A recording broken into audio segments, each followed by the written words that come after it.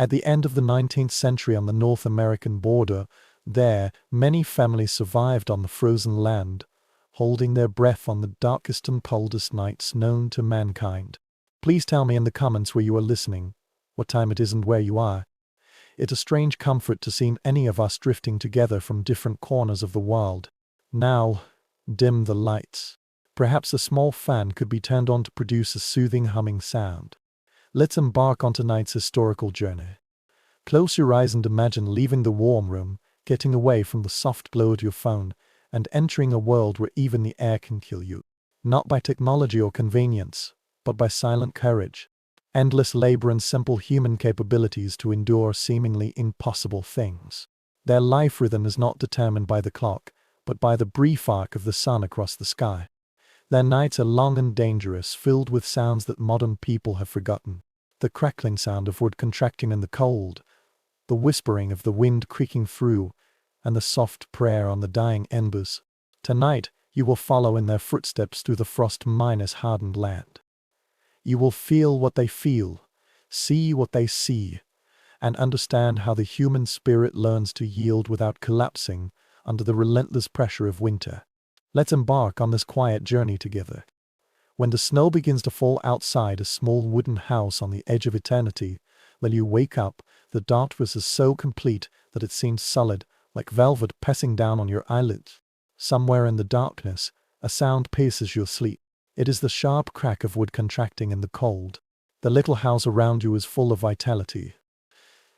When the frost carefully squeezes every plank, every nail and every log into a crack, it creaks and sighs. The air in only one room of your home is very thick, which is quite obvious. With every breath you take, a small cloud is produced, which slowly dissipates in the still air on your face. Under the tattered cotton quilts you have collected, some are sewn from old flour bags and some are pieced together from old clothes. Your body generates a small pocket of warmth. But outside the cocoon, the cold waited patiently. You don't need to look to know that frost has drawn complex patterns on that window. Exquisite fans and spiral minus-shaped ice grow on the glass overnight, transforming your view of the outside world into an abstract work of art made in winter. Its beauty is undeniable, but the temperature it claims can freeze exposed skin within minutes. Your life rhythm starts from this moment. Decide to leave the temporarily safe bed and face the threat that winter brings to you while you sleep. Your feet found the floor, and the wood seemed to steal warmth directly from your soul. Every step you take will bring a chill to your bones. The wooden board beneath your feet contracted overnight, creating tiny gaps that allowed wisps of cold air to seep in through the crawling space below. You have learned to walk fast to minimize the contact between your body and the merciless surfaces around you. The fireplace captures your attention with its sense of urgency for survival. When you piled the fire together before going to bed, the bed was still full of fiery red coal lumps. Now, there is only a pile of dull, grayish-white embers left. Some people still hold deep orange hearts beating weakly like dying stars. Some others have completely turned cold and become ashes, providing no warmth for the long day ahead. With seasoned this iron and stone altar has become the center of your existence. The difference between life and the slow death waiting outside your wall. Kneeling before it, you began your morning ritual, which has become as automatic as breathing. First of all, gentle coaxing. You gently blew on the embers, and each breath was measured and purposeful. If there is too little air, the coal will die completely. If you say too much, you will distract the precious enthusiasm you want to cultivate. A faint light responded to your attention, and you felt a wave of relief in your chest. Your family will meet again. Next comes ignition. The thin wooden strips you carved under the light in the brief afternoon yesterday. Each piece was stored up, just like the currency hoarded in an economy where fuel equals life. You place them carefully to create small channels for airflow and establish a subtle combustion structure. One by one, the dry firewood burned up, and the first real flames of the day began their dance. Warmth begins to radiate outward. You allow yourself a moment of gratitude, but this relief is short-lived. The bucket near the door turned into solid ice overnight. Its surface features geometric patterns of record freezing, radiation lines and crystalline structures, indicating that the temperature is far below 0 degrees. Rob picked up the heavy axe from beside the door. Its handle had been worn smooth by countless mornings like today. The metal head absorbs the cold of the night, and touching it will cause a sharp pain in your palm. But this work must be done. You put the bucket in place and use your controlled force to chop the axe down, creating spider-web-like cracks on the ice surface. With another blow, large chunks of frozen water scattered on the floor like irregular gems. The sound echoed in the cramped space, inevitably waking up the others. From the attic above, you can hear the gentle sounds of the children. When people move under the quilts and blankets they have collected, the stream of the rope bed is surging. Someone coughed, making a dry and shrill sound in the cold air. Winter can also bring a series of diseases. From the simple discomfort of continuous cold air in the lungs to more serious threats, such as pneumonia and frostbite. The weight of your livestock in the inclined shed on the north wall of the hut. Proximity has a dual purpose. Their body heat can provide warmth for your living space. The shed wall enables them to be taken care of even in the worst weather. But this morning, even a short journey requires preparation. You wrap yourself up tightly. A coat sewn from an old blanket. Mittens woven from unbuttoned wool. Has a scarf that can cover the eyes. The door frame got stuck. The moisture condensed in the wood grain caused the door frame to swell. You pushed the door with your shoulder and felt the resistance suddenly disappear. The door opened from the cold seal. The cold strikes you like a physical one. The air is so cold that it seems to have weight, pressing sharply against your bare skin. Your eyes immediately became moist, and tears almost froze on your cheeks. When the extremely cold air enters the lungs from the throat, there is a slight burning sensation with each breath. The outside world is monochromatic, with endless variations of white and grey, stretching all the way to the horizon veiled by low dark clouds. Overnight, snowflakes drifted towards the hut, creating sculpted waves and valleys, transforming familiar landmarks into unfamiliar geography. The once clear path leading to the wooden stakes has now turned into a series of small sand dunes, each concealing potential obstacles beneath its smooth surface. As you walk through this landscape, your breath forms a continuous cloud above your head. Water vapor will immediately freeze on your beard or the wool of your scarf, forming small icicles that make a gentle clicking sound as you walk. Every step makes a unique sound. The dry squeaking sound of the snow pressing under your boots in real time. This kind of sound only occurs when the temperature drops below freezing point. The barn houses a small group of your surviving livestock. 2 cows, their thick winter clothes covered with ice crystals, turned around and gaze at you with patient eyes. A flock of chickens curled up in their nests, their feathers fluffy into insulating spheres. This goat, energetic and tenacious, stood in the corner, seemingly unaffected by the environment that could kill a person in just a few hours. The water containers for animals are as challenging as those in your cabin. Overnight, several inches of ice formed, sealing the liquid beneath. You repeat the work of the axe and break through to the precious water below. The animals gathered around the newly opened source. When their warm breaths met the cold air, their movements produced small clouds of water vapor. Feeding requires careful calculation by oneself. The hay stored upstream of the shelter in summer must be rationed according to mathematical precision. If there is too little, the animals will become weak, their milk production will decline, and their ability to survive in the remaining months of winter will also be affected. If there is too much, your supply will be in short supply before spring arrives, leading to the same result, but along a different path. Each fork filled with hay represents several hours of labor in summer.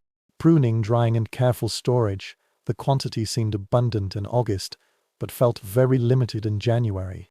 When distributing feed, you are meticulous in your calculations to ensure that each animal gets enough food to maintain its body temperature, while also reserving sufficient food for tomorrow. In the following days and all the days until the land falls enough to support new growth, the morning housework is done. You return to the cabin and find that your family has begun their daily negotiations with the cold. The children emerged from their beds, and their panting could be seen. Their faces turned red from the cold of the night. Everyone walked carefully. This was a requirement of winter. Quick movements waste precious body calories, while incorrect movements may lead to injuries, which could be fatal in such isolated conditions. Breakfast includes anything left from your carefully managed store. Flour, if your ration is lucky enough, might be used to make pancakes on the flat surface of the wood miner's burning stove. It is more likely to have been made by a thin girl using grains and cured meat left over from an autumn hunt. Every meal represents a small victory over the cold and also indicates that we are one step closer to the distant spring. Their pace of life unfolds with the slow predictability of survival. In the warm months, you must collect something from the pile of things piled up. Each log is now frozen solid and needs to be carefully selected to ensure that the fragments can burn effectively in your precious fire. The wooden stakes themselves have become a sculptural landscape. Logs welded together with ice need to be carefully pried open to separate the fuel from the large frozen blocks. Collecting water is not as simple as breaking the ice. The nearest water source, a small stream, behind your house has already taken on its own winter character. The once babbling brook now flows beneath the thick ice sheet, and can only be seen where the water flow is not completely frozen a small part. Reaching the water surface requires breaking the ice. The speed of breaking the ice is almost as fast as the speed of breaking the ice, creating a constantly moving target for your efforts. The process of collecting water turned into a contemplation of the essence of life. Every bucket of water represents a victory over bad weather. The liquid proves that even though nature is determined to turn all things into a frozen silence, life still goes on. You quickly bring the water back to your cabin because you know that when water is exposed to the air, ice crystals will start to form within minutes. There are also special challenges at noon. When the sun passes through the perennial overcast days, it draws a low arc in the southern sky, providing light but with little precious warmth. Long blue shadows stretch across the snow, forming a subtle landscape of color changes. If they do not represent such fatal conditions, it will be beautiful. At this time you might try more complex tasks that are needed in winter. The equipment failed under the pressure of extreme cold. Brittle metals, leather that cracks like withered leaves. The ropes that break under load are all easy to handle in warm weather. Each repair requires the use of materials that resist any operation. Your fingers will become numb within minutes, even though you have any gloves or mittens for protection. Tool maintenance has become a continuous concern. A layer of frost will form on the metal surface which must be scraped off before use. The wooden handle will contract and expand with the change of temperature, causing the connection to loosen and create dangerous failure points. The simple action of splitting firewood has turned into an exercise that requires careful attention. An axe that is not securely fastened may fly out and cause a fatal emergency in your isolated environment. The wind is the most stubborn torturer in winter. You can find every flaw in the structure of your cabin. Every space between the logs, when you tap carefully, is not completely sealed. This voice became an eternal companion. Sometimes a low moan reverberated in the wooden structure. At other times, a sharp whistle indicates that if you encounter air in an open area, its speed will knock you down. In the most severe storms, the wind blows the snow through crevices you never knew existed.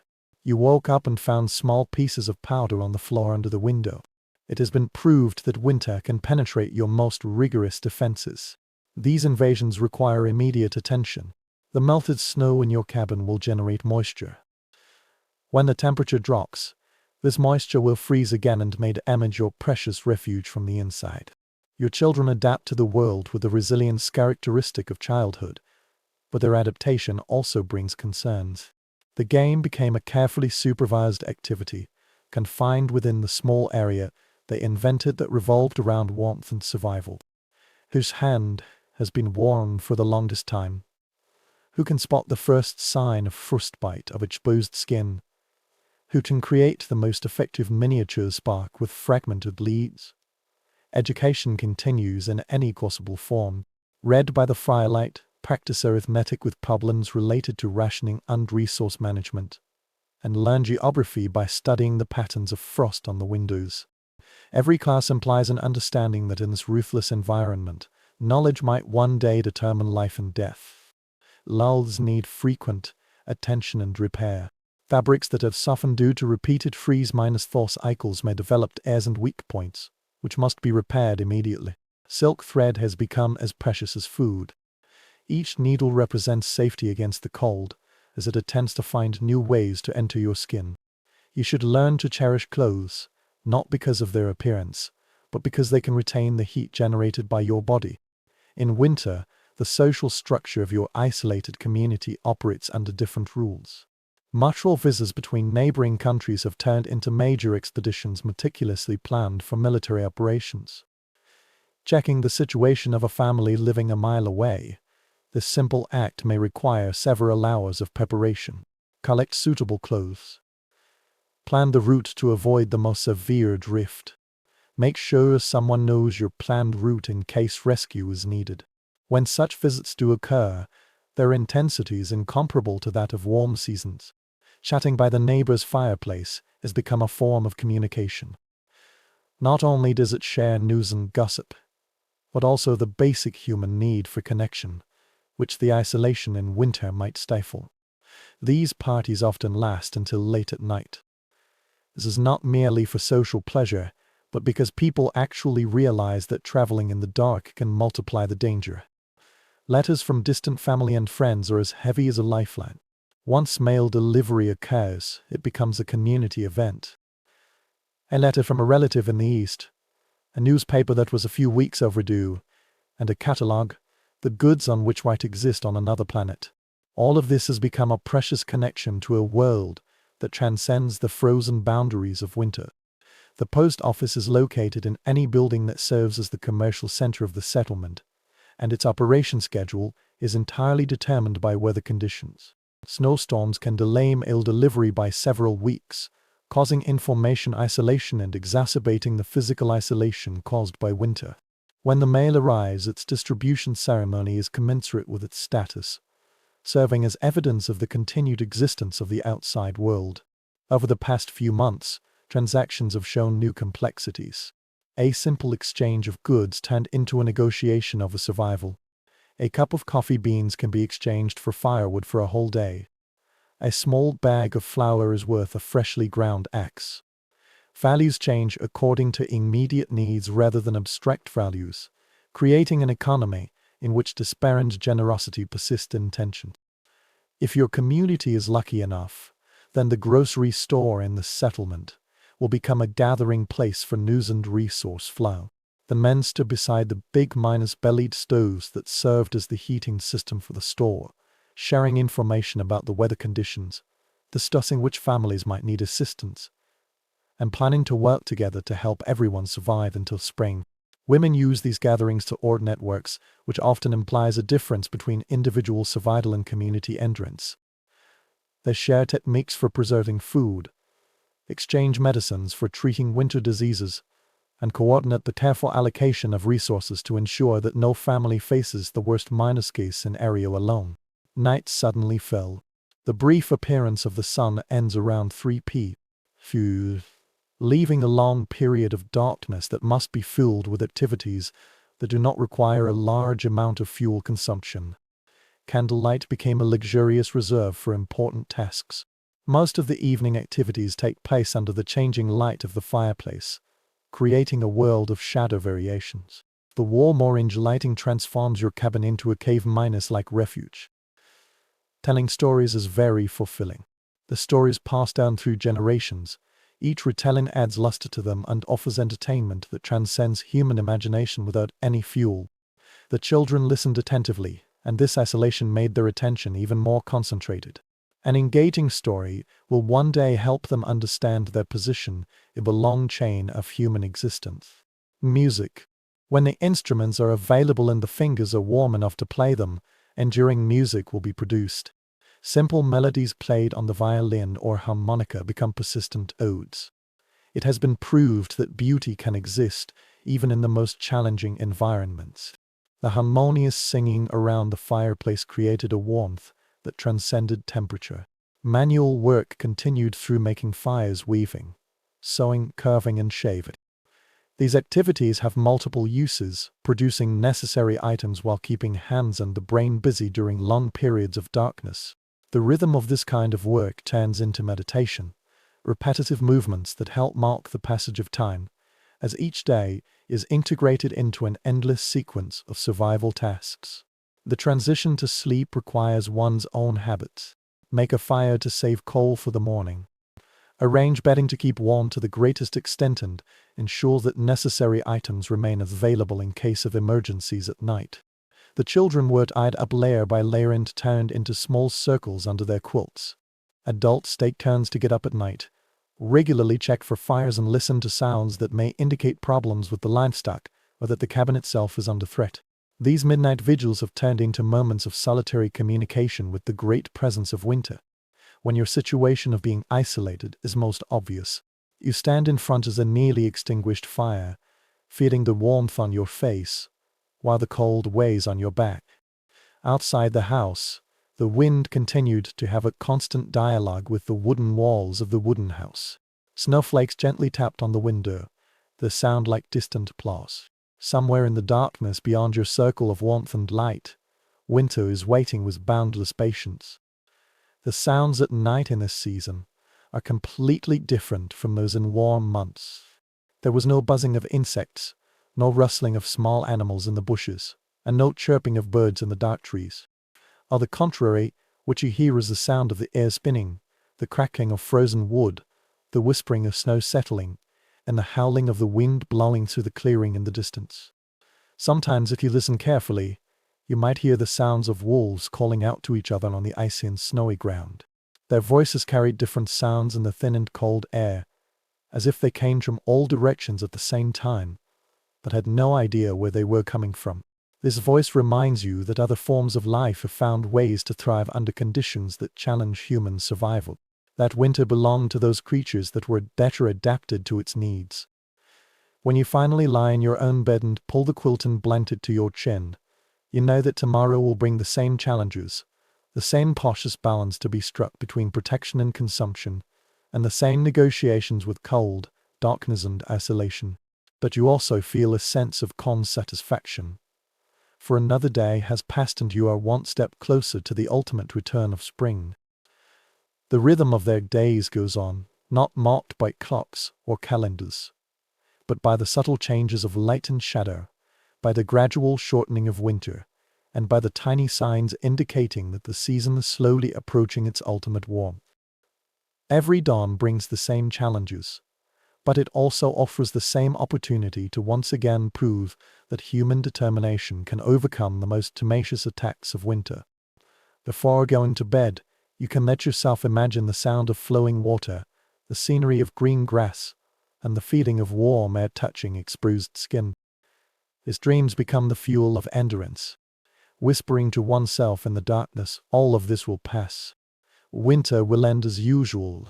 Spring will return with the gifts of warmth and growth, allowing you to step out of your home without fear and enjoy simple pleasures. Before that, you need to be patient. Every morning when you wake up, you see frost on the window and ice in the bucket.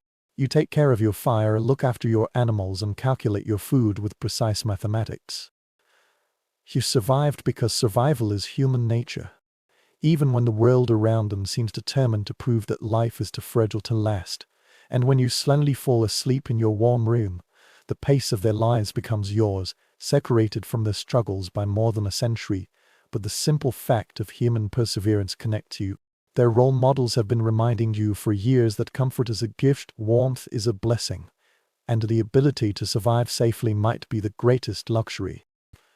As the embers of countless flames gradually fade from memory, let us shift from the general struggle of the frontier winter to the special story of a woman whose life becomes a testament to humanity's perseverance. Her name is an male arson. Her story unfolds beautifully like frost slowly forming on glass, and only those who take the time to truly observe can see their own patterns. Imagine yourself standing on a pier in DOS, Minnesota.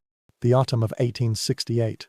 The air was filled with the bone-chilling scent of approaching winter. Lake Superior stretched out before you, like a gray mirror reflecting pewter clouds.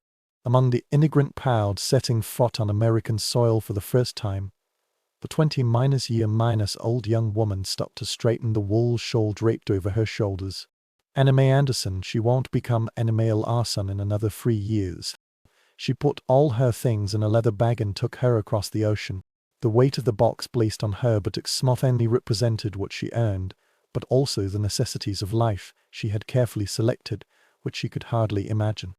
A few sets of change of clothes, a prayer book with a tattered leather cover that her mother had picked up from the Smolin family's garden, and several letters of introduction carefully written by her father.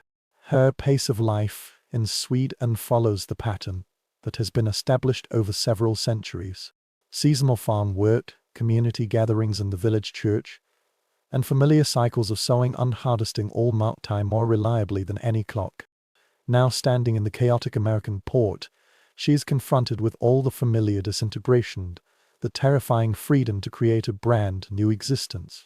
The land office in the Netherlands operates with bureaucratic efficiency and objectivity, but for Anna May, this kind of transaction represents something close to the sacred. She spent $10, the money she had earned from working in a textile factory in her hometown for 2 years, to purchase the legal rights to 160 acres of wilderness she'd never seen before. It is located 40 miles north of the lake. To her, this place only exists on the coordinates of the surveyor's map. The staff handling her claim spoke fluent English, occasionally interspersed with Swedish. His accent reveals his own immigrant background. When he explained the requirements of the homestead law, he carried a kind of weary patience, just like someone who had repeated these words thousands of times. Live on the land for 5 years, cultivate a certain amount of land, and build a residence that meets certain moderate requirements. Simple words mask the immense complexity of turning the wilderness into a home. The first time I saw her proposition in the anime was on an October morning, when the first snowfall had already covered the ground between the trees. The land agent who took her to that property, with the casual confidence of being familiar with the challenges the country was facing, pointed out the landmarks and boundaries with gestures, which covered vast spaces as if they were as easy to understand as garden plots. Our home covers 160 acres and spans a gentle slope that slopes towards a small stream whose banks are already covered with ice. Tall pine trees and hardwoods created a wooden cathedral, providing materials for the construction and fuel for the winter.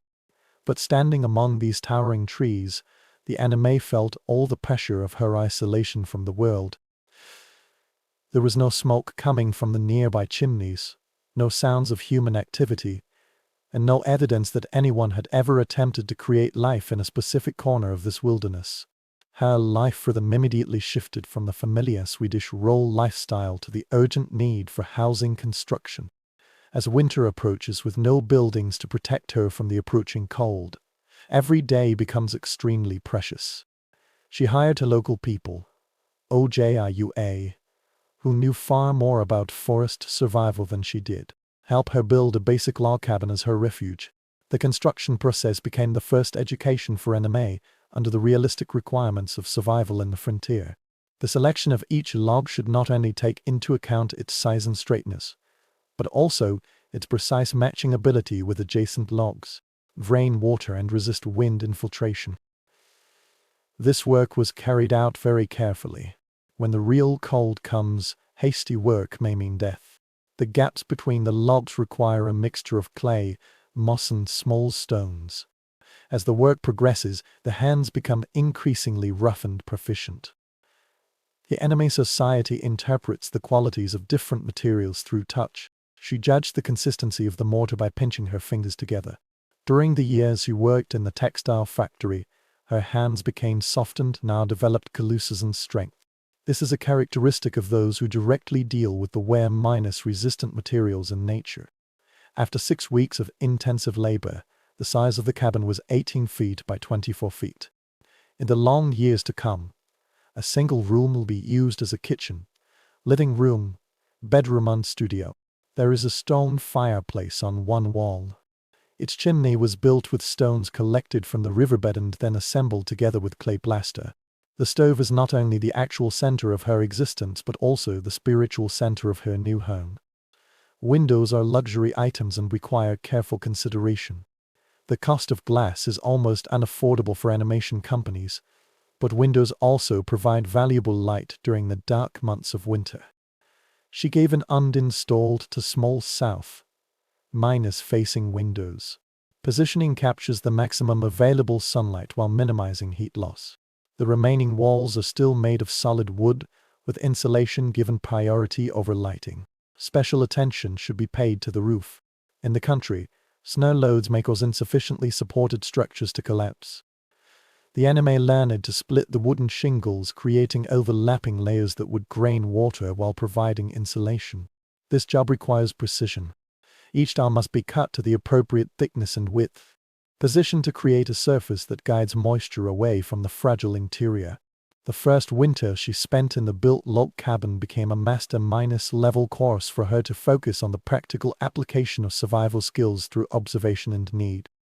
The stream looks very convenient in autumn, but it freezes in December and requires daily exploration to break through the ice that thickens every week.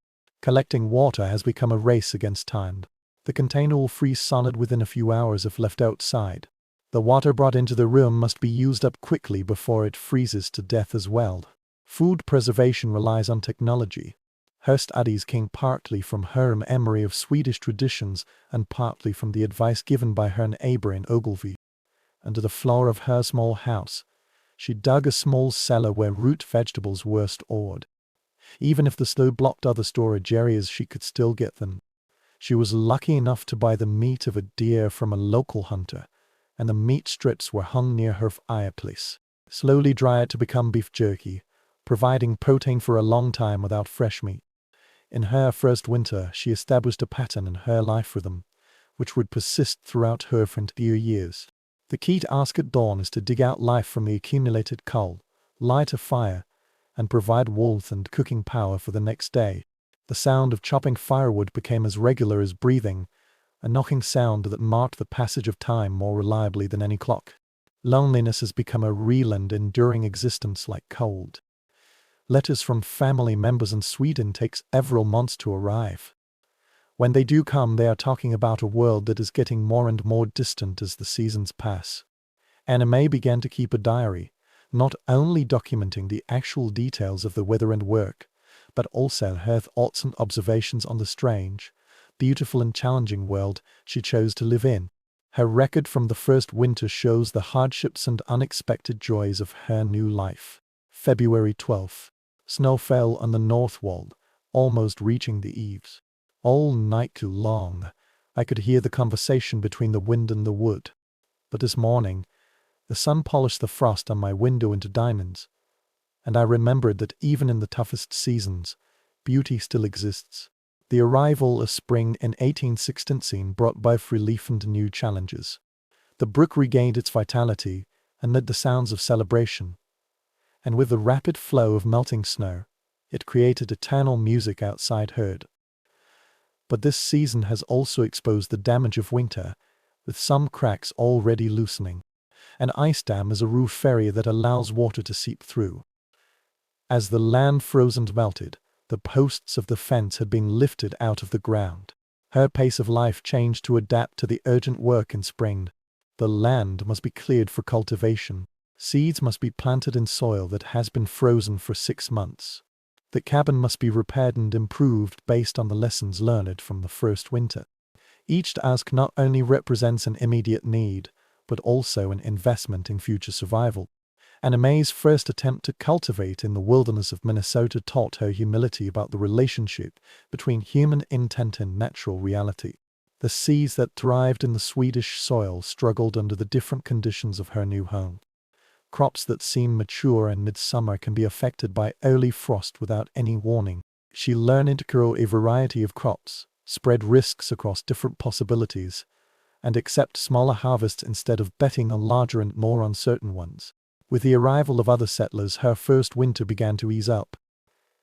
A family from Norway established a territory 2 miles east. German immigrants built a small wooden house near the crossroads to serve the scattered community. Every new arrival changed the social landscape, creating the possibility of mutual assistance and the comfort of knowing that the voices of others are within reach. Anime met Erik Larsen, the son of Norwegian immigrants, for the first time while maintaining the barn for the German family Heinrich and Britta Zimmermann. Erik spent 3 years building his home, 5 miles south of the territory of Anime. Their encounter did not take place in the romantic setting depicted in the novel, but in the actual context of community work. Neighbors gathered together to help each other and accomplished a major task that was beyond their individual capabilities. Erik also has calluses and scars on his hands, just like almonds. This is evidence of the struggle over the years against the actual needs of survival on the frontier. Their conversation, which was conducted in a mixture of English and Scandinavian, initially focused on practical issues, such as which wheat varieties were most successful on the local soil, the technology of preserving meat without salt, and the technology of building root and stem sales points that do not frost in winter. But beneath these actual exchanges, Anime realized that something was missing in her life since she came to the United States. It is possible to work with someone who understands both the challenges and the rewards of the life she has chosen. Erik's appearance was not to escape the various demands of life on the frontier, but to hope to be accompanied by others rather than face these demands alone. Their courtship unfolds at a restrained rhythm that frontier life imposes on all activities. Visits must be arranged according to weather conditions and work schedules. It takes half a day to travel between their homes in each direction, so it's impossible for them to meet by chance. However, these restrictions generate a kind of intensity that might not exist in easier circumstances. Every conversation carries weight. Every shared moment is precious, precisely because such moments must be won through effort and planning. The winter of 1870 brought a snowstorm that trapped Anime in her cabin for a full 6 days. The snow was falling so heavily that visibility was only a few feet. Any trip would be suicidal. When the storm finally passed, Erik reached her doorstep. He had overcome the snowfall that was already above his head. He stood at her door, covered in snow and exhausted.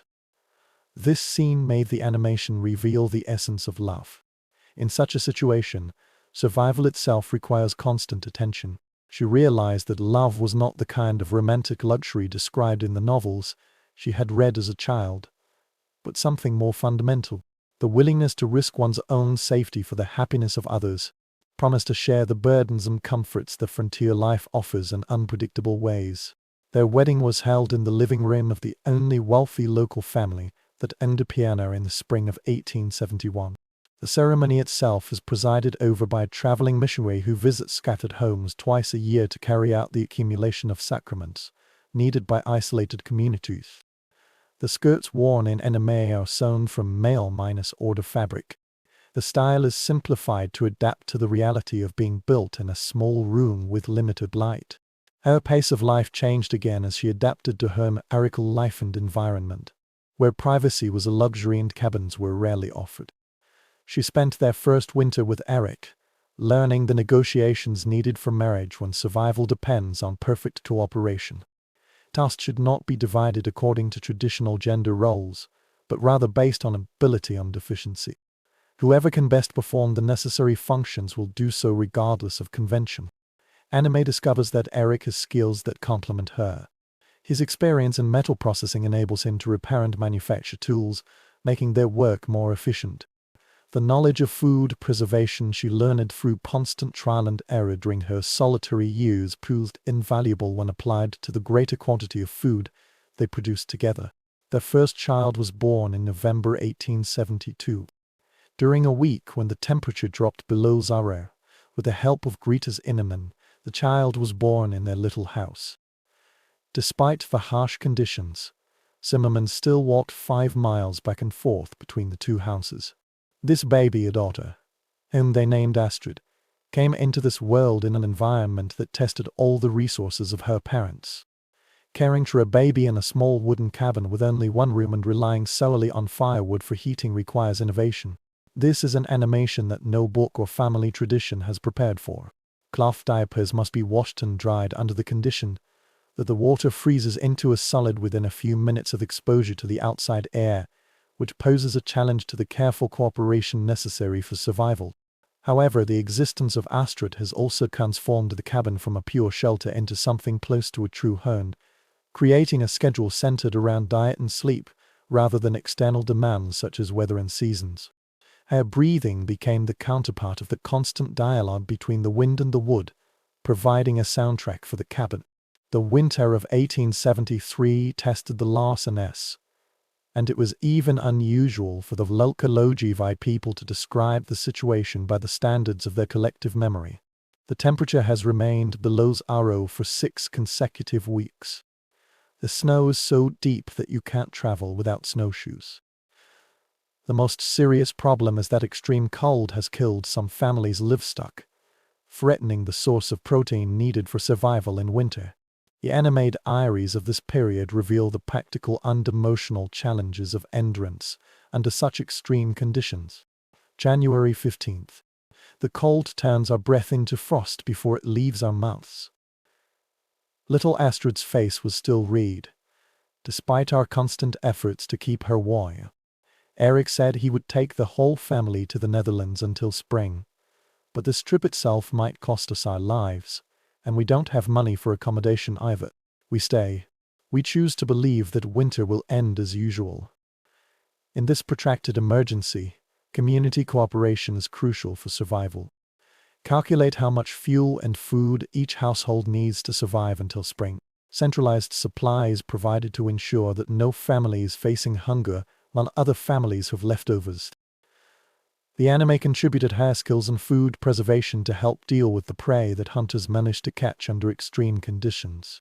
This crisis also revealed the extent to which scattered homes developed into a true community. Volunteers will arrive at the scene within a few hours to carry out repairs. Under outdoor working conditions, outdoor labor is a test of endurance.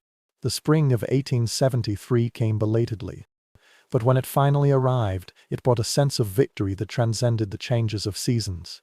The sound of flowing water became a celebration, and the first appearance of green grass was like a miracle.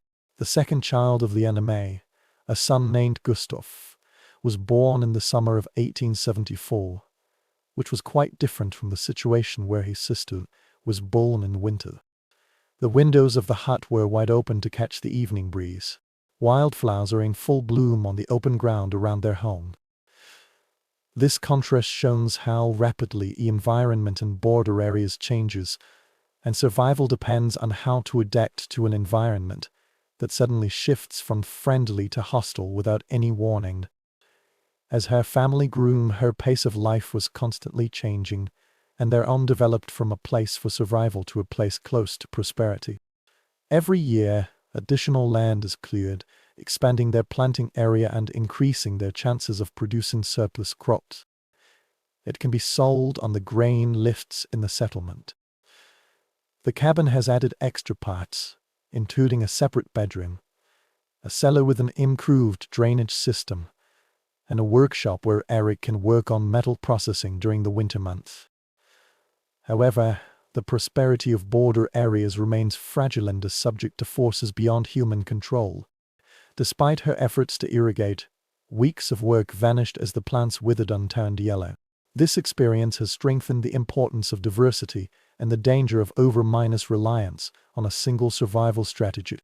Hard diaries from this period reveal a philosophical acceptance that emerged over the years in the face of an uncontrollable environment. On July 20th, corn and most of the wheat were gone, but potatoes and lowlands still looked promising, and chickens continued to lay eggs. We have learned to spread our hopes across many possibilities instead of putting them all in one basket. If you are well-prepared, you will be hurt less when disappointment comes. In 1878, railway services reached their region, changing the economic possibilities for border families like Larson. Crops that were once only available in the local market can now be transported to the city center, where they can be sold at higher prices.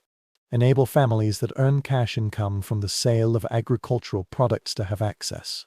But railways have also brought about changes, threatening the community bonds that have held scattered homes together through the toughest times. The advertisements of the railway company attracted the arrival of new immigrants, who promised to achieve prosperity more easily than the original self-cultivating farmers through years of struggle. In a community, everyone knows each other. As the population grew, Elsa's struggles and capabilities began to wane.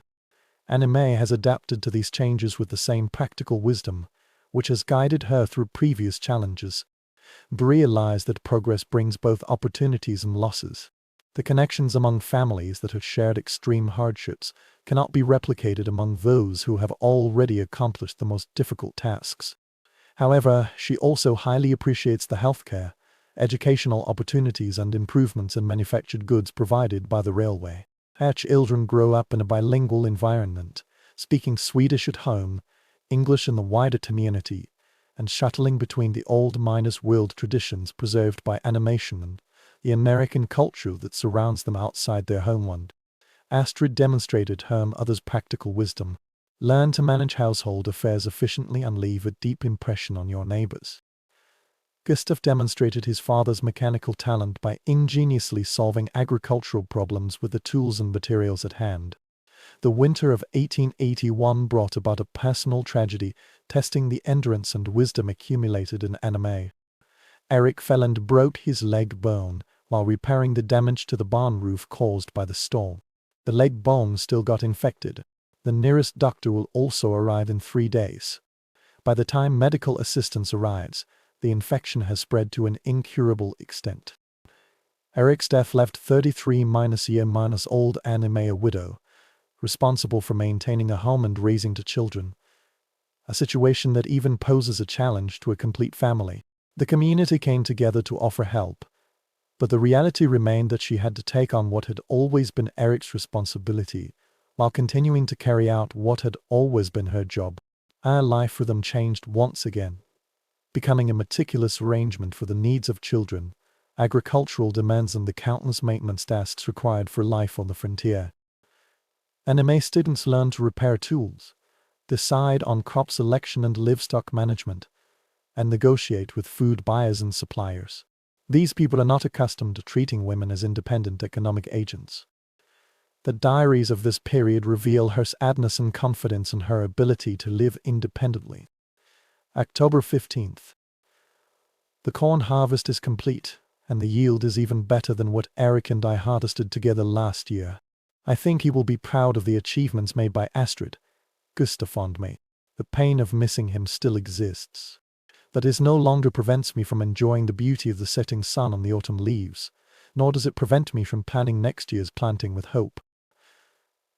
The success of Anime as a single self-cultivating farmer has attracted the attention of other women in similar situations. She became an informal advisor to widows and divorced women who faced the challenge of managing agricultural operations without the help of men. Her experience provides practical guidance, but more importantly, it proves that such independence is possible in situations that many people consider impossible. The community recognized her achievements in both formal and informal ways. She was elected as a member of the school board to make decisions on education that affects the opportunities of the next generation. The local newspaper reported on her agricultural innovations, describing the techniques she used to maximize crop yields with limited labor. Editors all turned to her for advice on issues ranging from livestock breeding to food preservation. By 1890, Wyaning's home had evolved from a survival refuge into a thriving farm, not only supporting her immediate family members but also providing job opportunities for her neighbors. During the harvest season, the original one-room cottage is now used as a storage building, replaced by a multi-bedroom farmhouse with a separate kitchen and a living room, filled with items ordered from catalogs that represent a broader world. Her children have now grown up and are facing choices that the anime generation did not have. Astrid could choose to attend an normal school and become a teacher, a profession that offers independence and respect. Gustav could choose to continue his family farming business or seek opportunities in the constantly developing town where railway development made it possible. Our pace of life has evolved from early disparate improvisation to confident management of a mature agricultural enterprise. Nowadays, the daily work of anime includes communication with suppliers and customers, Financial planning that goes beyond the immediate survival needs reflects her community responsibility as a successful businesswoman. Her diary records during this period revealed her sense of satisfaction and also made her realize that her world had undergone tremendous changes. May 5th. I received a letter from my cousin who still lives in Sweden today. She wrote about her financial difficulties and considered whether she should immigrate to the United States. I want to tell her, yes, the opportunities here are worth any sacrifice. But I also remember standing in the Netherlands 22 years ago. I couldn't imagine the challenges awaiting me. The territory that shaped me no longer exists. Today's immigrants will face different tests and find different rewards. In the later stage of the anime, she played the role of a bridge, connecting the initial settlement of the heroic era with the established agricultural community created by the frontier struggle. She is an unofficial historian who preserves the stories of families that cannot survive. Those winters that test human endurance beyond reasonable limits. And those stories of mutual assistance actions that make survival possible when individual efforts are insufficient. She died in 1915 at the age of 67, marking the end of an era in the development of her community. The funeral attracted people from all over the country, including many who benefited from her suggestions. Her help, or merely her example, illustrates what is possible when determination meets opportunity under cutting-edge conditions. Her life pace, which evolved from urgent survival improvisation to confident prosperity management, left behind a legacy that far exceeded her personal achievements. The technology she developed for frontier agriculture continues to influence agricultural practices in her region. The community organization she helped establish continues to serve future generations. Most importantly, her story proves that when the environment demands that humans exert their maximum capabilities, ordinary people can also achieve extraordinary accomplishments. The diary of the animated Larson is now kept in the County History Society, providing a window for future generations to understand the daily realities of frontier life that official history often fails to capture. Her meticulous records of weather patterns, crop yields, community collaboration, and personal struggles provide us with valuable insights into how a family like hers has transformed the wilderness into a civilized one through patient and persistent efforts. The hut where she spent her first winter still stands and is now carefully preserved as a historical site. Visitors can see the stone fireplace that provided warmth for her during her only years. Those small windows that provide precious light during the dark months of winter. When she learned to call this challenging landscape home, these log walls provided her with shelter. But perhaps the most significant legacy of anime does not lie in the buildings it constructs or the land it cultivates, but in the role models it sets for human adaptability. Her story shows that people can not only survive in the face of huge environmental changes, but also discover abilities they never knew they had when necessary. When her story gradually fades away in the gentle voice of your warm night, please bring along the image of a young woman disembarking in the Netherlands. She packed everything in a backpack and faced a future with greater difficulties and greater achievements than she had ever imagined. Her courage will become your legacy. Her perseverance is a gift of centuries. Her peaceful victory is a lullaby, leading you to a serene rest. As the story of the animated Larsons recorded in the archives of memory, now let's step into another different frontier story. This is not human intention, rather, it is the Earth's own choice to reveal its secrets. This is a story unfolding at the boundary between history and mystery, where objects emerging from the permafrost carry questions that may never find complete answers. This discovery occurred on a morning in October 1987, when the first frost of the season painted the world in a glistening silver. Thomas Brennan is a fence rider on a ranch that now includes what was once the home of Anime Larson, who follows the ridge along his usual route and overlooks the valley. His horse carefully crossed the ground, alternating between the frost-minus hardened land and the patches where the first snow of the season began to accumulate. His daily work rhythm usually follows a predictable pattern, maintaining boundaries, inspecting fence lines, looking for broken or damaged areas, and ensuring that the cattle do not go beyond the designated grazing area. This is a solitary job that suits Thomas' temperament, allowing him to observe subtle changes that mark the passage of seasons and a landscape that has remained largely unchanged since the end of the Border era. But this special morning broke the pattern we were familiar with. Near the ruins that local historians believe were once root cellars, recent erosion by rain has exposed something that looks like a wooden box. Its four corners are faintly visible on the frosty soil. These pieces of wood show decades, perhaps centuries of weathering, but the sufficient structure indicates that whatever is inside has been subject to the worst effects of time and weather. Thomas got out of the car and approached the discovery carefully, which he had learned from working alone in a remote area. May bring unexpected dangers. Unstable land, disturbed wild animals, or simply the potential to damage something of historical significance. As he brushed away the accumulated dirt, his leather gloves rubbed the surface of the box, revealing the architectural techniques of an era. This container was built by hand rather than manufactured. The box itself is approximately 8 square inches in size and may be 4 inches deep. The iron hinge has turned green due to its age, but it can still be used normally. When the lid is opened, a solid metal ripple has not moved for decades. There was something inside, wrapped in leather that had once been oiled and now looked like parchment. It immediately caught Thomas's attention and raised a question he couldn't answer. This amulet is clearly silver, although its surface has dimmed to the deep grey of storm clouds. Its shape showcases meticulous craftsmanship, roughly circular in shape, with a diameter of about 3 inches, featuring intricate carvings that evoke the formation of snowflakes or frost. Despite the stains and the passage of time, the details of the work remain very clear. Each line and curve precisely demonstrates considerable skill. But what truly makes this discovery mysterious is not only the obvious age and craftsmanship of the amulet, but also its burial environment. This box shows no sign of being hastily hidden or accidentally lost. Its location seems to have been carefully considered, meticulously placed in a spot that won't be discovered by chance, while also allowing those who know where to look to see it. Thomas carefully repackaged the amulet and packed it into a box for transportation. He realized that he had discovered something that required more professional knowledge than himself.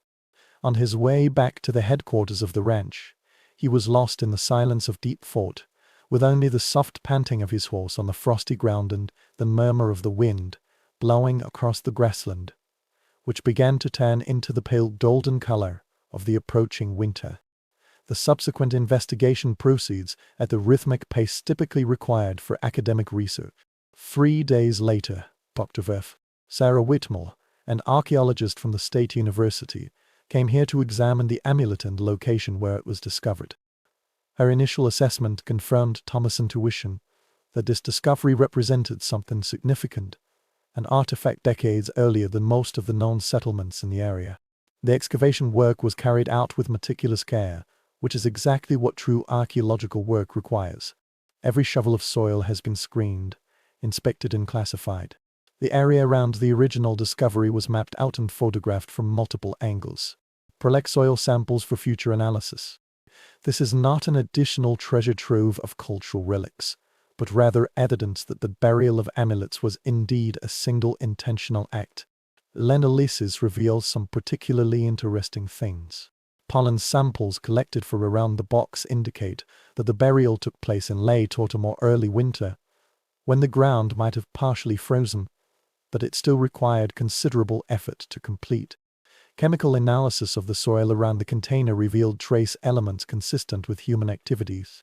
A small amount of ash, which might have been organic matter from food residues or tiny fragments of processed metals.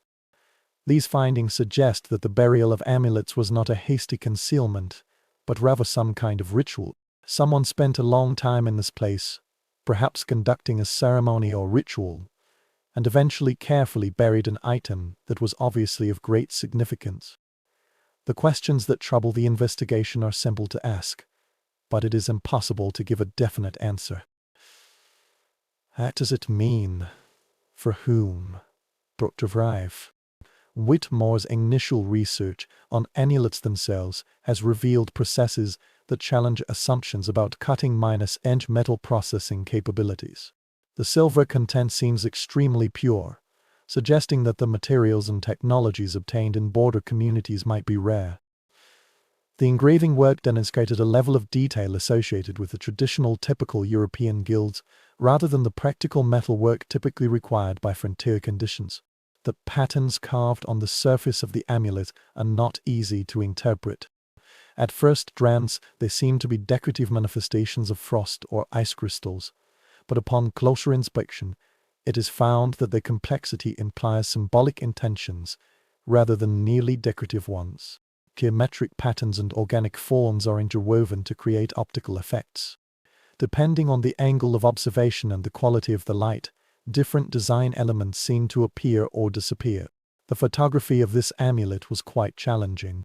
Under normal light, the dull surface presents a uniform black color, masking many details of the work.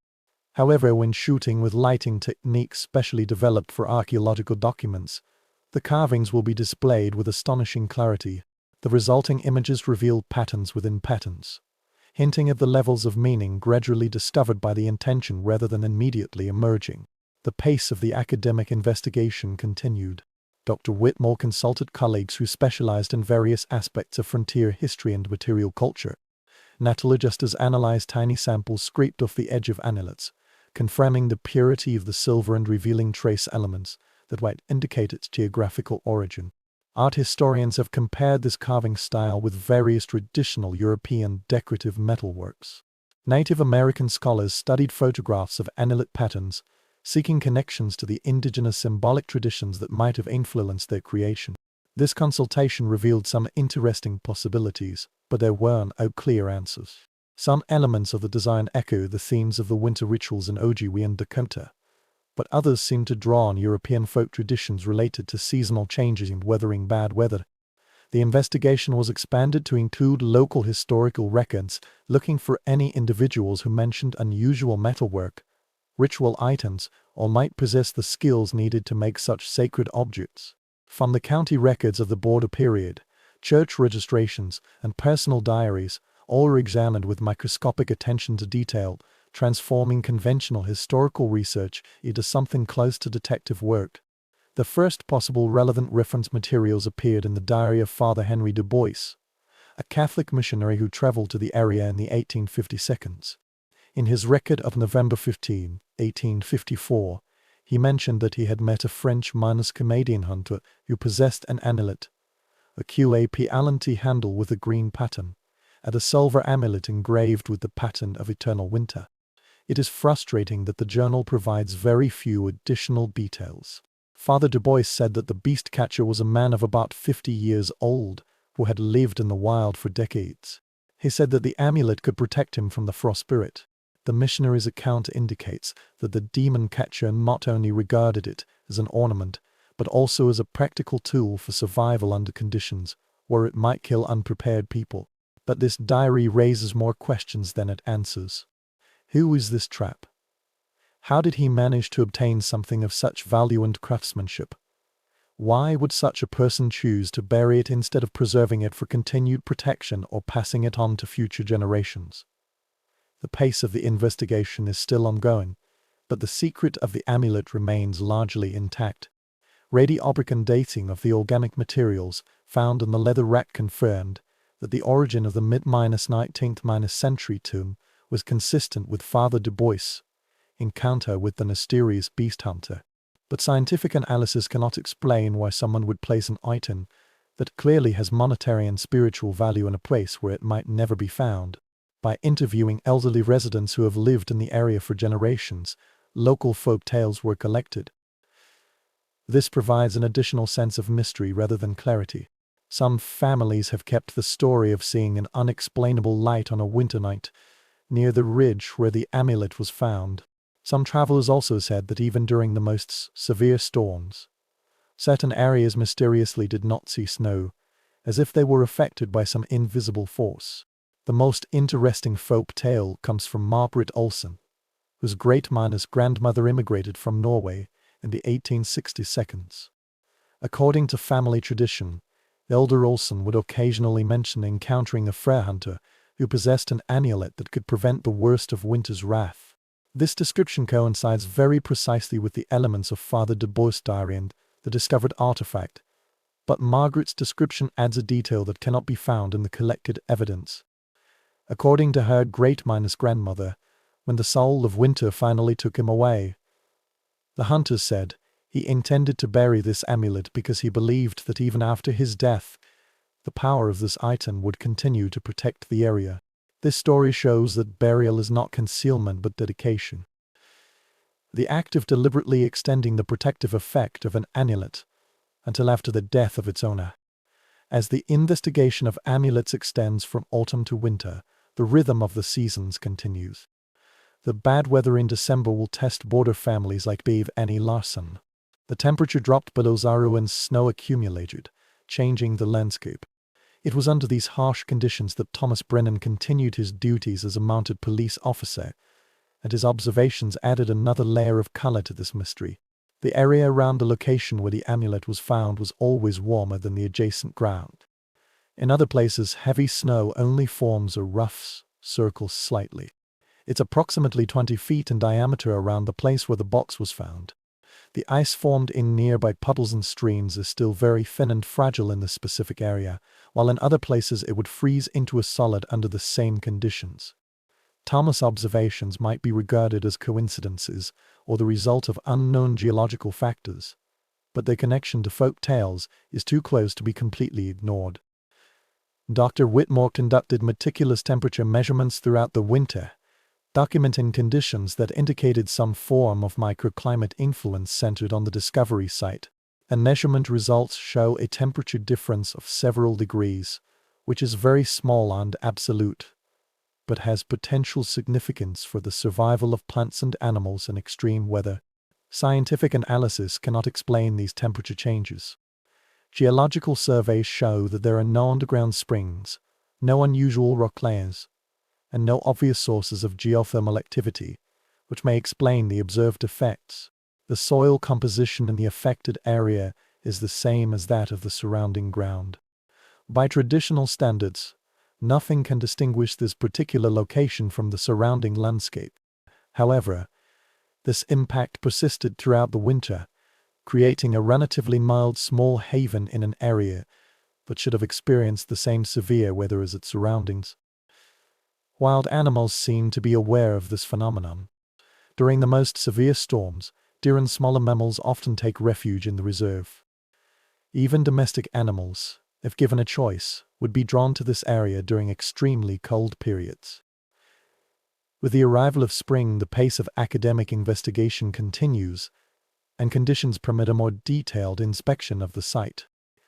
Ground-penetrating radar did not detect any underground structures or objects that could explain the abnormal temperature. Botanical surveys have documented species within the protected area that typically cannot survive at this latitude, indicating that the mitigation effect has persisted for several years or even decades. Chemical analysis of the site's soil and vegetation revealed trace elements that were not found elsewhere in the surrounding area. Their concentrations are extremely low, and it is difficult to detect them even with sophisticated instruments. However, their presence indicates that some form of continuous process cannot be explained by the standard scientific model. These elements themselves are not strange, but their combination and distribution patterns go against traditional understanding. As the investigation approaches its first anniversary, Dr. Whitmore is confronted with the challenges that all researchers who encounter unexplained phenomena face.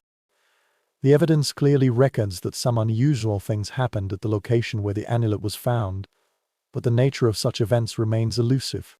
Scientific instruments can measure its influence, but cannot determine the cause. The amulet itself continues to provide information while maintaining the mystery of its essence. A detailed analysis of the carved patterns reveals mathematical relationships and indicates a profound understanding of geometric principles. The spacing and proportion of design elements follow the proportions that occur in various cultural traditions related to seasonal changes and astronomical observations. But technical analysis cannot explain why those who understand this knowledge would choose to create an amulet rather than a more traditional form of seasonal protection. This process represents a significant investment of time and skills, which could have been used for purely practical purposes. Tools, weapons or trade goods that have obvious survival value under border conditions. With the return of autumn and the first frost of the year once again painting the landscape silver, the rhythm of the season makes the survey complete. Thomas Brennan, who continued his fence-rating duties, reported that the temperature anomalies around the discovery site remained as obvious as before. If there is any difference, it is that this effect seems to have intensified, forming a milder area that extends slightly beyond the boundaries observed in the previous winter. Dr. Whitmore's final report acknowledged the significance of this discovery and also recognized the limitations of traditional analysis in interpreting its meaning. This amulet clearly represents an outstanding cutting mine as edge metal work, possibly a unique combination of European craftsmanship and indigenous symbolic elements. The ongoing environmental impact of its discovery, environment, and burial site indicates that cultural customs bridge the gap between practical survival techniques and spiritual approaches to addressing environmental challenges. However, the report also acknowledges that certain aspects of this discovery may forever be beyond the scope of academic investigation. The identity of the creator of the amulet, the specific circumstances of its burial, and the mechanism by which its existence continues to influence the local environmental conditions may represent the knowledge of dying together with the person who possesses it. The amulet is now preserved in the climate-controlled environment of the university's archaeological collection and is available for further study, but has been removed from the landscape where its influence is most obvious. The place where it was discovered continues to display its mysterious attributes, creating a small refuge and providing evidence for the connection between human intentions and natural processes that are difficult for traditional science to understand. Local residents have begun to refer to this discovery site as a quiet pilgrimage site. Tourists do not come to seek dramatic enlightenment, but rather to experience the subtle sense of protection that emanates from the area. Abnormal temperatures offer practical benefits during bad weather, but the appeal of this scene lies not only in physical comfort, but also in some touching aspect. Human beings need to establish connections with forces greater than their personal understanding. At the discovery site, the rhythm of the seasons continues to mark the passage of time. That there those seasons seem milder, seemingly influenced by respect for human vulnerability, while also respecting the natural processes that shape all life. The snow is still falling, the temperature is still dropping, and winter is still testing the endurance of everyone who encounters it. But in a small frontier area, these tests seem to have been mitigated by the compassion that existed before human settlement and may continue to this day. As this mystery gradually fades away in the gentle sound of the wind blowing through the grass that has survived another winter, please carry the image of your hand. More than a century ago, an unnamed hand carefully placed a talisman on the earth, which could not only protect the earth's secrets but also bless it. This move transcends time, telling of humanity's hope, of the desire to create protection beyond individual life, and of the possibility that love and intention might leave a lasting mark on the world after their creators return to dust. The story of the amulet reminds us that not all mysteries need to be solved. Some questions are an honor for both the questioner and the questions themselves, for they are always open to miracles. Between knowledge and mystery, between science and faith, between human understanding and forces beyond our comprehension, the frost-covered amulet continues its quiet protective work, proving that some gifts transcend the limitations of the giver and the understanding of the recipient. As the mystery of the frosted amulet delves into the realm of eternal questions, let's now reverse the social landscape of the frontier, exploring another way of life, one that is not measured by firewood and Russian flowers, but by imported tea and polished silver. Striking a delicate balance between authority and isolation is a characteristic of those who hold power in the wilderness. The rhythm of the journey takes us northward through scattered homesteads, like an email arsons from frozen land to the majestic wooden walls of Fort William, where Hudson's Bay Company's trading post is located. It's like a feudal castle transplanted to the shore of Lake Superior. In the winter of 1847, a different survival drama unfolded, revealing how privilege and vulnerability were intertwined in a way that comfort could not completely eliminate. One night in December, when the temperature of the aurora dropped to -20 degrees, you approached the gate of the fortress. Borealis depicted the northern sky as a curtain of green and gold. Your breath freezes the clouds and they fall like snow. When you show your identification to the guard, the frozen sentry's own survival depends on the warmth and authority within this wall. The huge wooden door opened with the groaning of iron hinges, a protest against the cold, as you entered a world where the cruel democracy of winter offered its own form of isolation. This sharp contrast immediately leaves a deep impression, just like the difference between the bone-chilling air outside and the warm welcome in the central courtyard of the castle. The wilderness outside the wall exists in the shadows of white and grey. Only the bare trees were broken in the dark vertical direction. The interior of Fort William is filled with evidence of human organization and foreign comfort. The light spills out of the windows fitted with real glass instead of oiled paper. Smoke rose from multiple chimneys. When it comes to the burning fire, there is no desperate calculation, which marks the relationship between each self-cultivating farmer and fuel. He read the invitation of James Mackenzie, the ruler of this isolated business empire, appointed by Hudson's Bay Company. Mackenzie represents the pinnacle of the putting-edge hierarchy. His power spans thousands of square miles of wilderness, and his decisions affect the survival and prosperity of hundreds of people scattered across the vast network of trade relations the company has established. In the North American interior, the pace of your method of factor escort unfolds like a course on an authoritative framework. You pass through the public area of the fortress, which is the trading hall where indigenous hunters and French-Canadian navigators did business, attesting to the company's presence in this remote area. The warehouse storing beaver skins and other furs is waiting to be transported to the European market. Craftsmen maintain the workshop with tools and equipment that enable this complex operation to run normally under conditions beyond the reach of any human enterprise. But with every step you take, you will delve into spaces that few people are allowed to enter. In the staff office, the account books record every transaction with precise handwriting, transforming the wild business into civilized accounting. That his private office, maps of some vast regions in European countries are hung on the walls. The wooden boards on the walls were transported from distant forests and completed by artisans, whose skills and materials are all imported. Finally, you arrive at Mackenzie's private apartment, where the contrast with life on the border reaches its most dramatic display.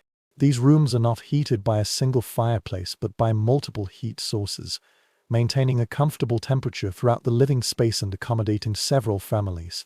Persian carpets cover the floor made of wooden boards, which are flat, smooth and precise.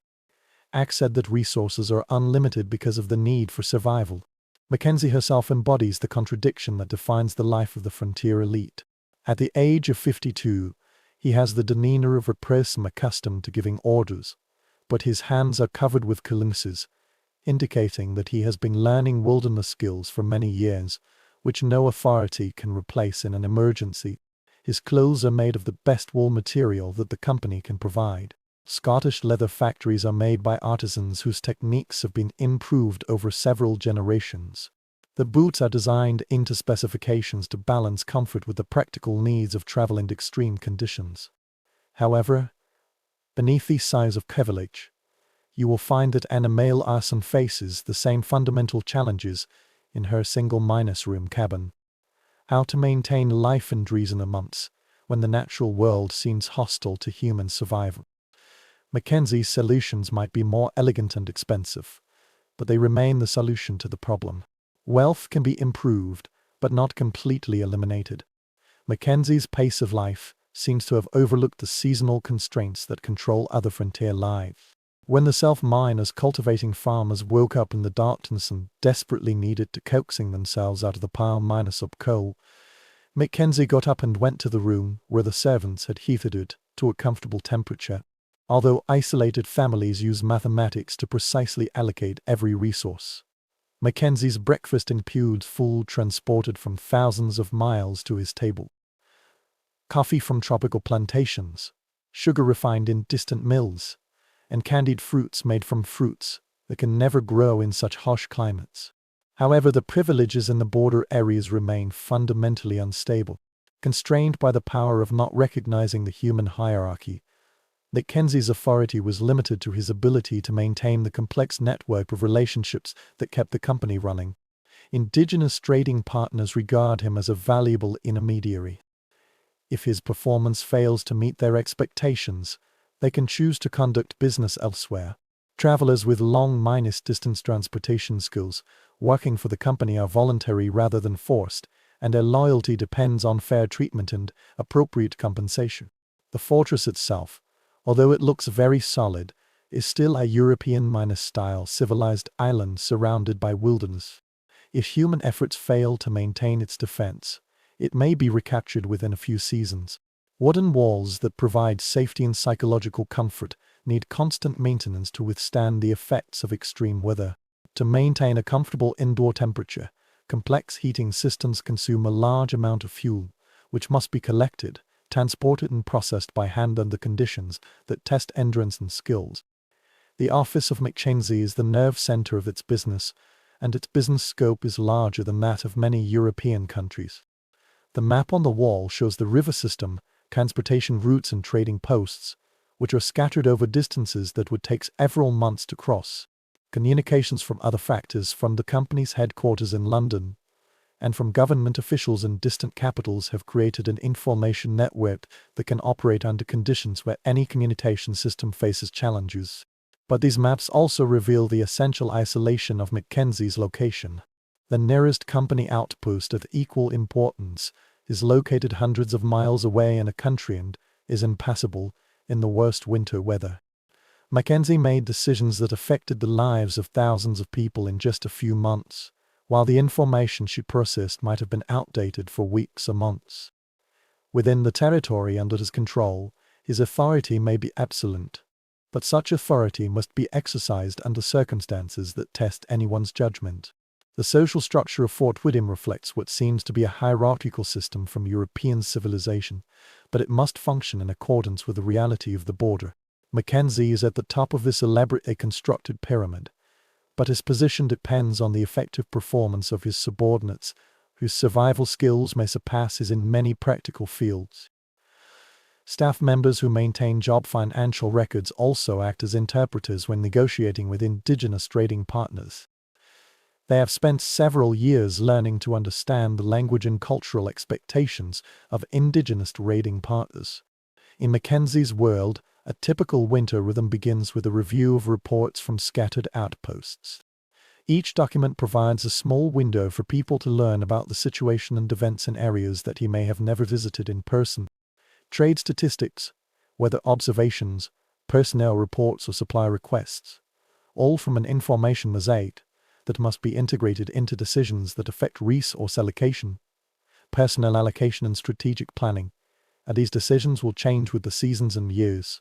However, even Mackenzie's privileged position cannot completely shield him from the fundamental challenges that winter brings to the lives of all people in the region. The elaborately designed heating system of the fortress requires the continuous attention of the workers who have to venture outside in bad weather to collect fuel and maintain the equipment. The technologies relied on for food preservation are different in scale from those used by the most remote self-cultivating farmers, but there is no difference in principle. Medical emergencies must be handled using the resources available on site.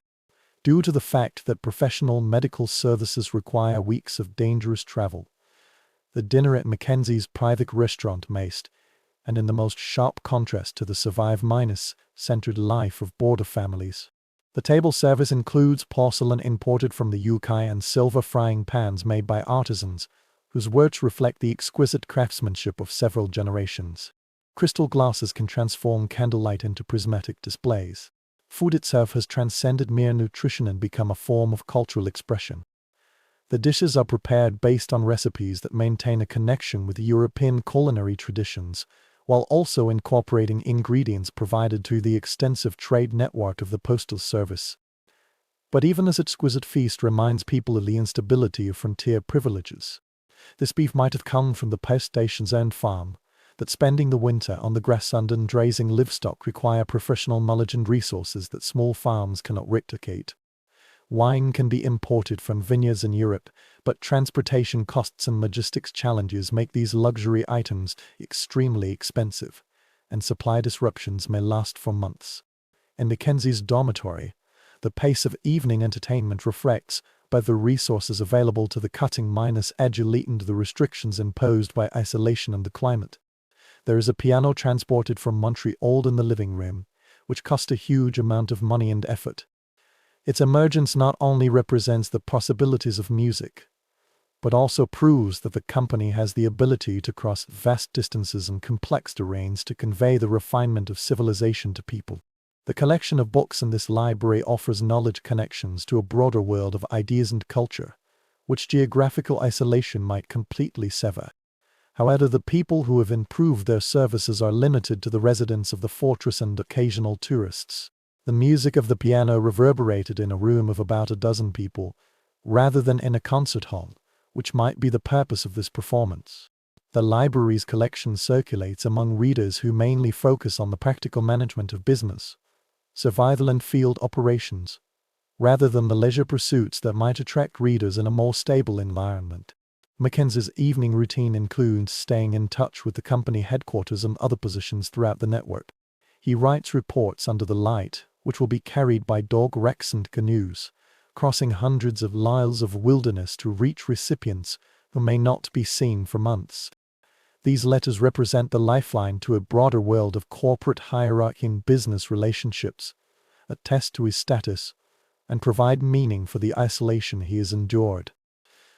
But these communications also reveal to what extent even privileged frontier life is constrained by unknown settlement areas. In a normal business environment, decisions that may require prompt consultation with superiors must be made independently, and full responsibility must be borne for consequences that may not manifest until several months later. Supply requests must anticipate the demand that will arise in future seasons. The rhythm of the Fort William winter night unfolds in a pattern that reveals the possibilities and limitations of border privileges, based on predictions that must take into account variables ranging from weather patterns to political relations with local trading partners. Although the temperature can kill unprotected humans within a few hours, the residence of this factor remains comfortable and warm. But maintaining such comfort requires the labor of servants and workers who must venture outside under fatal conditions to collect fuel and carry out maintenance tasks. There may be luxury goods transported from distant markets in the building, but these goods must last until the next batch of supplies arrives, and the next batch of supplies may be postponed to an unpredictable period due to weather or transportation difficulties. The items arranged in Mackenzie's bedroom are more than suitable for a wealthy merchant's home in Montreal or London. It offers physical comfort, in sharp contrast to the rope beds and quilted quilts that serve families like those of the animal artisan. However, the psychological challenges brought by loneliness have an impact on both the privileged class and ordinary people. The sound of penetration through the fortress walls in a winter storm. The wind howled across the lake. The sound of ice cracking was like that of a cannon. The wolves called out from the forest that stretched for hundreds of miles. Remind all residents that their comfort depends on maintaining the small outposts of their civilization. Confrontation may overwhelm it if human vigilance fails. The social dynamics within the fortress created their own forms of tension and cooperation. Mackenzie's authority over the company's employees operates based on the company's hierarchy, but survival and cutting-edge conditions require interdependent forms, which may become ambiguous. Traditionally, the difference between a superior and a subordinate staff member whose accounting ability is sufficient to prove their status may also mean the difference in whether the food supply is adequate in an emergency. The main responsibility of a chef is to prepare food, and he can also serve as an informal doctor for this position. Treat injuries and diseases with knowledge gained through experience rather than formal training. The rhythm of seasonal changes can even affect privileged border life, something that more stable regions have never experienced.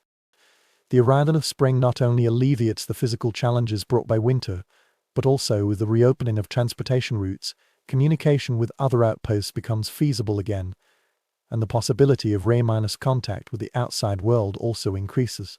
The first canoes that arrived after the winter quarantine not only carried trade goods and supplies, but also communication and human contact that had been unavailable for months. But spring also brings challenges that privileges cannot be completely eliminated.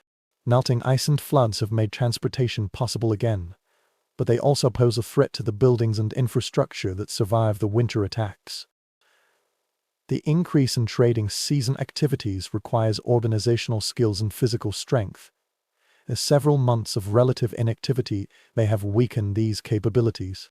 The social dynamics of the fort had to adapt to the arrival of navigators, merchants and indigenous tourists, whose appearance transformed this small winter community into a bustling commercial center. During the active trading season, Mackenzie's role requires combining diplomatic skills with practical business acumen.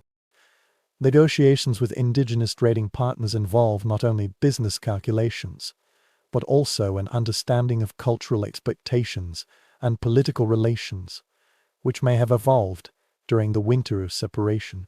Dealing with travelers requires striking a balance between company management and recognition of their basic skills.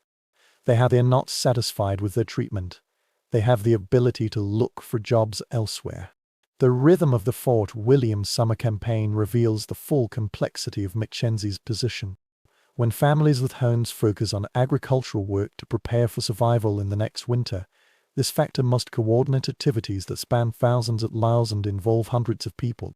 The supplies transported from Montreal must be counted, sorted and redistributed to the scattered outposts. Furs collected from the entire company's territory must be graded, packaged and prepared for shipment to the European market. Personnel decisions that affect the entire regional business must be made based on incomplete information and predictions that may prove inaccurate. But summer also offered Mackenzie opportunities that most frontier residents couldn't get. It has become possible to travel on business to other positions, thus enabling face-to-face consultations with colleagues and inspecting business that must be managed through communication.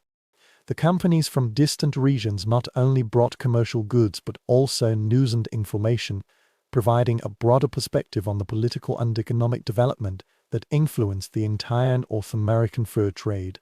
During the summer months, Frontier's social season created a microcosm of a civilized society, providing ecological relief for border isolation. A formal dinner attended by visiting company officials, trading partners and government representatives recreated social rituals that maintain connections with the European cultural traditions. Music entertainment organized around the living room piano and any instruments that visitors might contribute offers a cultural experience close to the settlement area. However, these social gatherings also highlight the artificial nature of border privileges. Formal agreements and cultural improvements that define the interaction of civilized societies must be adapted to those participants who may have spent months traveling in wild environments that deprive many traditional social distinctions. At Mackenzie's dinner tables, people's conversations might shift from discussing European politics to practical advice on how to survive in hostile regions. Create juxtapositions to reveal the complexity of cutting-edge social relations. In Fort William, the rhythm of autumn means preparing for the isolation of another winter. But Mackenzie's preparations were quite different from those of an independent family. Relena May Larson may be concentrating on collecting fuel and preserving food for her immediate family members. Mackenzie must coordinate the preparations to sustain the livelihoods of dozens of people without external support. The calculation of food supply should not only take into account normal consumption, but also emergency situations where food may need to be provided for unexpected guests or support staff whose work requires more calorie intake than sedentary activities. The responsibility factors in autumn include personnel decisions, which will affect morale and efficiency throughout the winter. Assigning personnel to isolated outposts requires striking a balance between operational needs and psychological considerations. Some people thrive in lonely environments, while others need social interaction to maintain mental health and job performance. Medical supplies must be allocated to scattered posts based on an assessment of possible needs. which must take into account a wide range of situations from everyday injuries to epidemics. But autumn also exposed Mackenzie to the essential fragility that defines all border life, regardless of privilege or status. The last supply team of this season not only transports supplies, but also conducts final communication with the outside world before the arrival of spring. Once the winter quarantine begins, Mackenzie's power must be exercised without consultation with her superiors. His decision must be made without obtaining the information that might be crucial to his success. His leader had to maintain the morale of the community for several months, during which the outside world was almost non-existent. The pace of Mackenzie's last winter preparation revealed his strengths and burdens. His residents will remain comfortable even in the worst weather, but this comfort depends on the effective performance of his subordinates, who must risk their lives to maintain the heating system, collect fuel and carry out maintenance tasks. His food will include luxury items that most border residents cannot obtain. However, the responsibility to ensure that everyone under his power has an adequate supply has created pressures that are not involved in purely personal survival issues. The social dynamics of winter quarantine affect even the most privileged border residents in ways that settled communities have never experienced. Mackenzie's evening entertainment activities may include imported wine and high-level conversations. But month after month, the participants remain the same small group. Personality conflicts can be controlled in some cases, or people can avoid each other's company. However, in such cases, everyone has to interact every day for survival, which may become a potential serious problem and condition. As winter deepened, Williamsburg's rhythm formed a pattern that would persist for months of isolation, and Mackenzie faced the same fundamental challenges as every border resident. How to maintain hope, goals and interpersonal relationships in an environment that tests the limits of individual and community patience. His solutions may be more complex and expensive than those of families that own their own land, but they remain the way to address problems that privilege can alleviate but can never completely eliminate. The contrast between Mackenzie's comfortable dormitory and Anime Larson's single-room cabin showcases the scope of boundary experiences, but both exist within the same larger framework, mainly human vulnerability to natural forces, which does not recognize social differences. Imported luxury goods and advanced heating systems offer true comfort and safety, but they still rely on supply lines that may be disrupted, transportation systems that may malfunction, and manual labor that must be carried out under conditions that challenge anyone's ability. On a late winter night, when the wind howled through Lake Superior, its sound even penetrating the solid walls of the fortress, Mackenzie might stand in front of the fireplace, contemplating the delicate balance to maintain his position. His authority depends on the company's continuous prosperity and on trade relations, which may change with political or economic developments beyond his control. His comfort depends on the supply systems that run over long distances, which operate under conditions where they may break down at any time. In these lonely moments, his thought rhythm might drift towards the same fundamental questions that Anna Larson was troubled by during her own midnight vigil. How much strength and determination is needed to live one more day, one more week, and one more season in the challenges that test human endurance? How can individual will and community cooperation be combined to overcome obstacles that neither side can overcome? In such an environment, human beings seem insignificant in the face of natural forces. What meaning can we find in it? As Mackenzie's story gradually fades into the gentle sound of the wind blowing over the water surface, the water will soon freeze and the next season is approaching. Carrying the images of lights and windows with them, they not only represent personal comfort, but also the efforts of the community to keep the flame of civilization burning in an environment constantly facing the threat of extinction. Fact that privilege provides a real advantage for the struggle for survival. However, these advantages bring about responsibilities and weaknesses, and these responsibilities and weaknesses themselves constitute burdens. The contrast between elite and ordinary frontier experiences does not reveal fundamental differences in human nature, but rather differences in the available resources to deal with challenges that affect every person who chooses to live in a place where comfort is not taken for granted and is a necessity for survival. continuous attention to the details that are taken for granted in a fixed life. Finally, Mackenzie faced the same basic test in his warmed dormitory and into the cabin of one of her rooms. Do human determination and intelligence create sustainable life in such an environment? Which seems to prove that such efforts are in vain. Facing the same fundamental challenges, their different approaches remind us that there are many forms of survival. Privilege and suffering can coexist within the same geographical and temporal space. The frontier experience encompasses all aspects of human society and economic relations, rather than the simple struggle between the individual and nature as the public imaginates. As our quiet journey in the frosty world of the winter frontier draws to a close, let's pause for a moment in our cozy warm circle and reflect on the unusual distance we have traveled. Not in distance, but in understanding, not in time, but in appreciating this subtle miracle in a world that still remembers how harsh it was, simply maintaining warmth and safety. The rhythm of the nights we spent together carried us through many landscapes, both physically and emotionally. From the battle of a desperate morning with a frozen bucket to the gentle mystery of the amulet buried in the sacred land.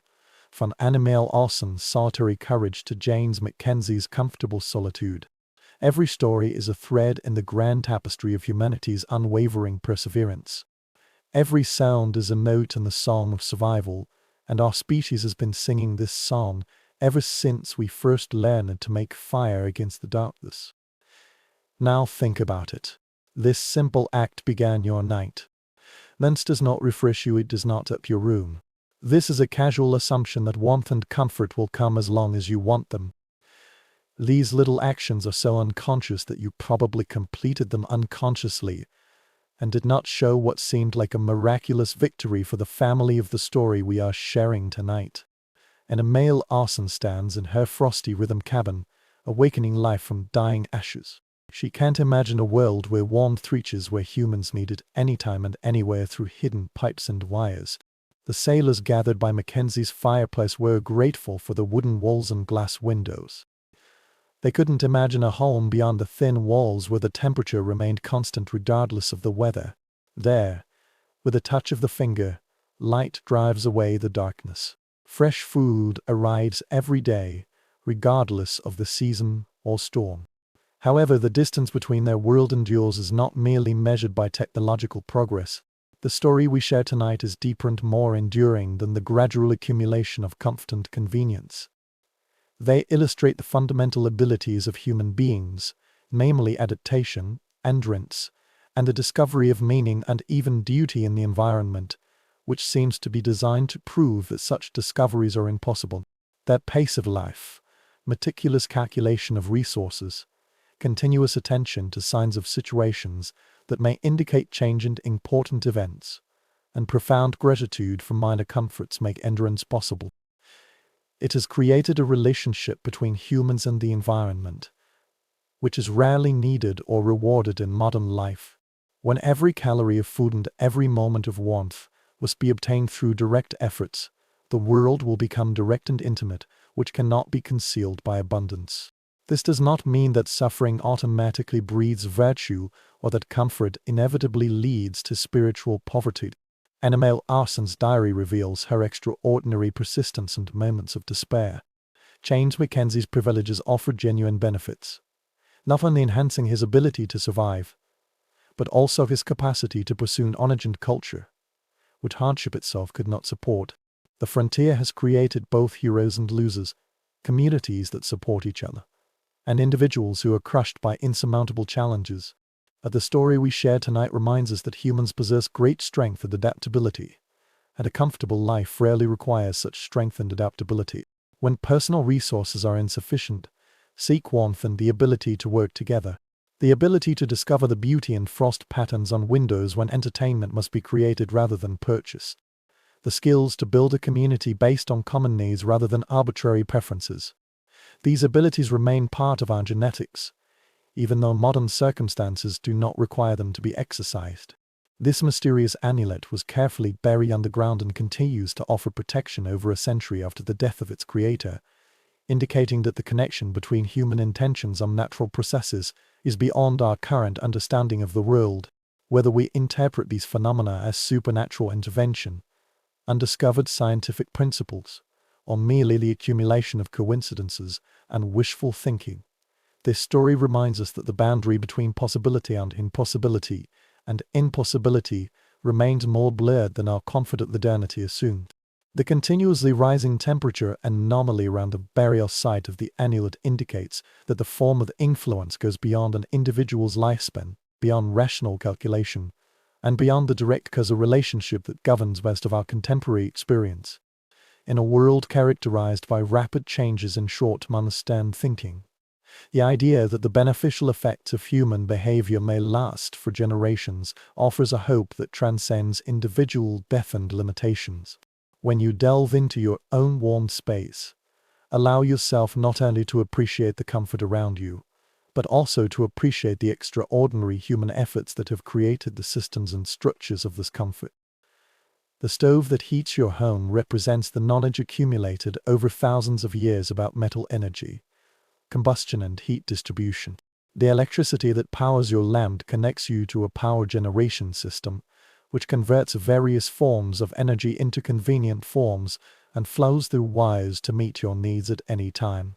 But apart from technological miracles, your comfort represents the collaborative efforts of countless individuals whose work creates and maintains the system that served you. Those who extract and refine the fuel that heats your home, those who maintain the power infrastructure that provides you with lighting, and those who ensure that food is regularly available in the market. These modern successors of frontier cooperation make your comfort possible through an interdependent form that transcends continents and connects strangers in relationships of actual needs and shared benefits. Your own pace of life, revolving around activities and concerns that Lawson could never have imagined, still follows a pattern that echoes the fundamental human needs clearly illustrated by her life, seeking a sense of security, seeking meaning, seeking connections with others, and seeking harmony between personal desires and social needs. These continue to shape human experience, even though the specific challenges and opportunities are completely different from those that define survival on the frontier. When you are ready to sleep, safe and comfortable, your evening routine reflects that for those families at risk of life and death, it marks the end of every dangerous day. The difference does not lie in the absence of these concerns, but in that they transform into forms that do not require immediate attention and have less dramatic consequences when executed imperfectly. However, the story we shared tonight shows that when survival becomes too easy, when comfort becomes too guaranteed, and when the connection between human efforts and the continuation of survival becomes too weak to require conscious attention, some valuable things may be lost. And I might express her gratitude for simple joys, such as the sunlight streaming through the frost-covered windows, the sound of flowing water after the silence of winter, and the warmth of community cooperation during the process. These joys are precious precisely because they cannot be taken for granted. This is not a reason to deliberately choose difficulties, but a gentle suggestion to consciously appreciate the richness around.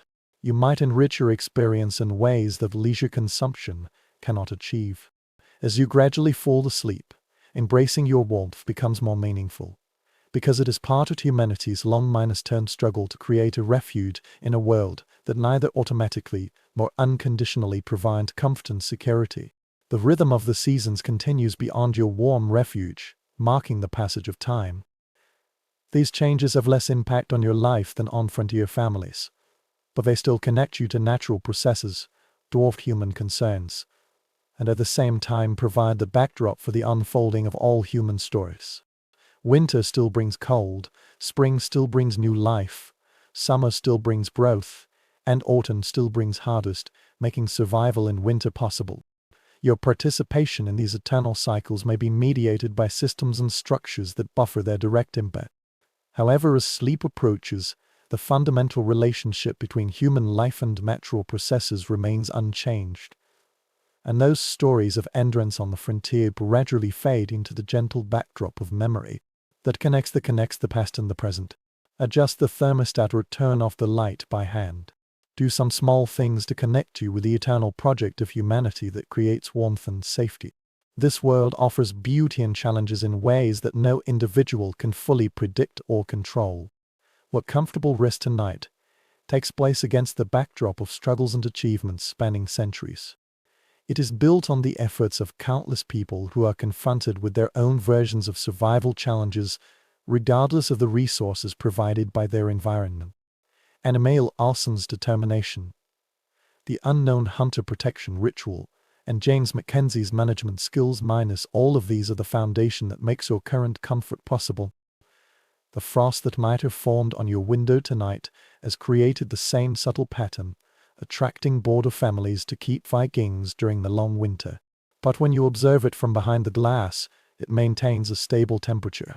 No matter what the external conditions are, it is surrounded by reliable heat from systems that do not require personal care and do not need to be desperately revived from dying cold.